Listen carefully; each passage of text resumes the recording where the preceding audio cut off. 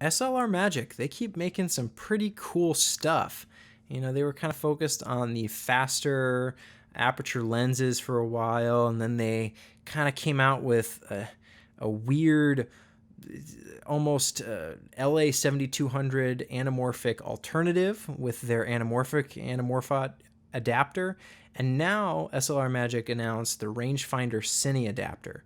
And this thing really had me scratching my head when I first saw it because I didn't understand what it was. But essentially, what this does, it gives you a single focus ring regardless of your lens setup. So whether you have a one lens, you've got two lens doing some kind of anamorphic system with an anamorphic projector lens, or you've got a lens that's got a fly-by-wire focus ring, so it doesn't have any hard stops and it's all electronic.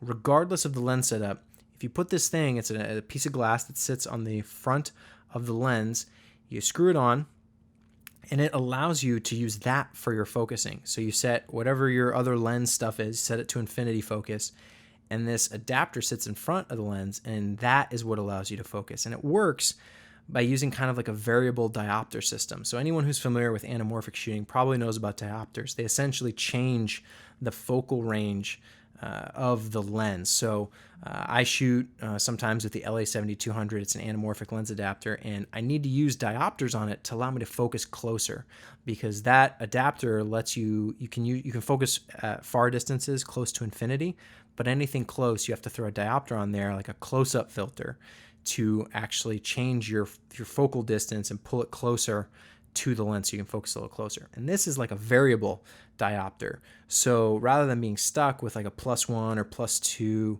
or 0.4 close-up filter, you can actually change that on the fly. So you're actually adjusting your focus, which is really nice. If you're shooting anamorphic and you've got two lenses and you're trying to focus both of them at the same time, which is impossible in a live situation. You have to do all that and dial it all in advance. But it's also really valuable for other lenses. Like I have the Panasonic 12 to 35 f2.8 lens, and there are no hard stops on that lens, the focus ring on that lens. So I can't really hook it up to a follow focus or anything like that because it doesn't have a hard stop. I don't know, infinity doesn't actually stop on there.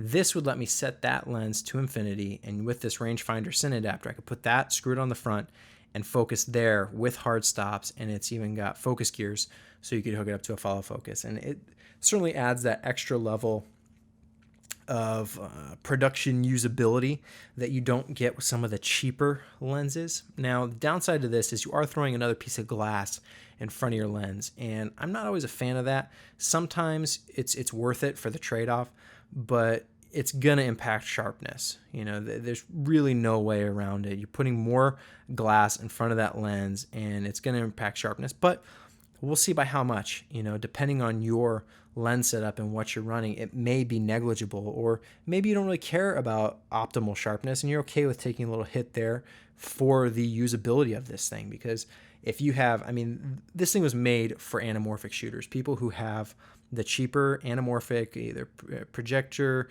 adapters or whatever, screwing it on so they have two focus mechanisms. They got the focus on the lens and on the adapter. This is perfect for them. Throw it on the front, just have that one place so you can focus, you can rack focus, do your thing, and it's all right there. Really nice. And once I kind of got my mind around it, I understood. I was like, wow, this is actually really neat. And another really cool thing about it is the pricing.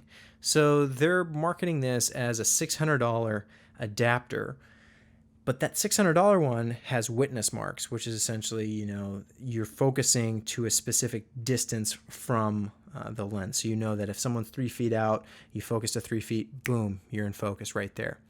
But they're supposedly going to be offering a version of this adapter without the witness marks for only $300. So like half the price just to not have the marks. And witness marks are really valuable if you know how to use them, but I imagine a lot of people don't care, or the people who want to save a buck or two could be like, I could work without them. Just give me it for the cheapest price possible. So that's really cool that they're offering this thing for $300, because for what it does, it seems worth it. The only thing that concerns me though is we have all these different adapters now that we're adding, and behind the lens, in front of the lens. So you could theoretically have a speed booster or, lens turbo focal reducer type thing. You'd have your lens. You could potentially have an anamorphic lens. You could have filters and defilters or other optical filters you could throw on there. And then you could throw this rangefinder Cine adapter on there as well. And you're making a long chain of different glass, different things, all reacting in very specific ways. So it's hard to say if anyone's setup, how anyone's setup is going to perform without testing that specific setup. Because especially with anamorphic adapters, you don't always know what kind of lens are you using with the adapter. Is it a prime lens? Is it a zoom lens? It gets very complicated and very murky.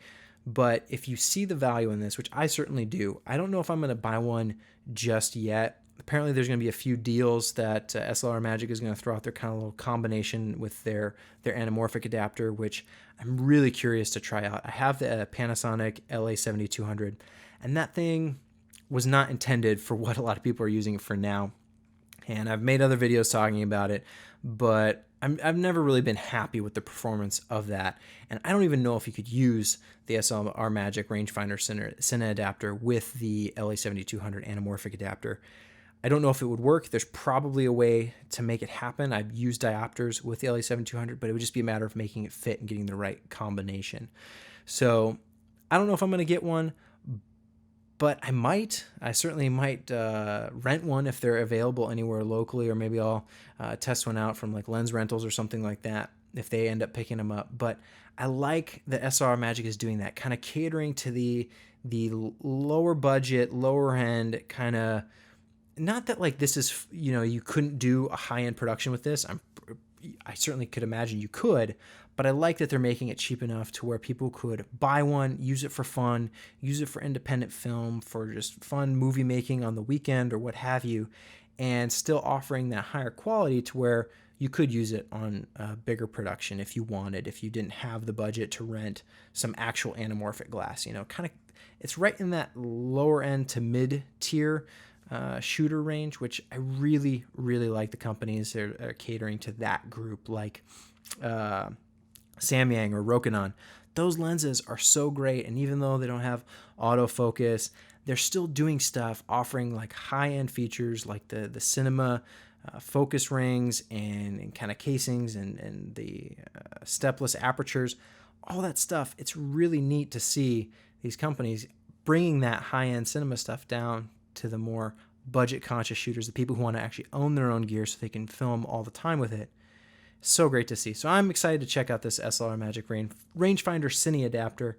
The name is, I don't think it necessarily describes exactly what it does, but what it does is pretty cool.